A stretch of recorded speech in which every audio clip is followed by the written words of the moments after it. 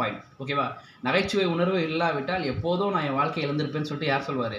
காந்தியடிகள் சொல்வார். நகைச்சுவை உணர்வு இல்லாதவங்களுக்கு பகல் கூட இருட்டு தான் அப்படின்னு யார் சொல்வாரு? திருவள்ளுவர் சொல்லுவார்.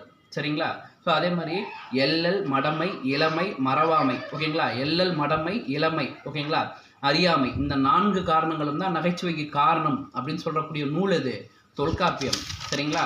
ஸோ நகைச்சுவை நூல் தேவனை கவிமணியோட நகைச்சுவை நூல் மருமக்கள் வழி மான்மியம். கவிமணியோட நகைச்சுவை நூல் தான் என்னது? மருமக்கள் வழி மான்மியம். சரிங்களா? அதே மாதிரி வீரமாமுனிவரோட நகைச்சுவை நூல் தான் பரமார்த்த குருகதை. பரமார்த்த குருகதைகள். ஓகே.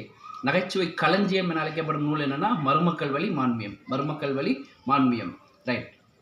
விழுத பாம்பா நினைச்சது குரங்கு, மயிலின் கழுத்து நீண்டு இருந்தது. இதெல்லாம் யார் சொல்றாருன்னா பாரதிதாசன் சொல்றாரு. ரைட். நாஞ்சில் நாட்டு கவிஞர் என அழைக்கப்படுபவர் கவிமணி. கவிமணி யாருக்கு அடைமொழி?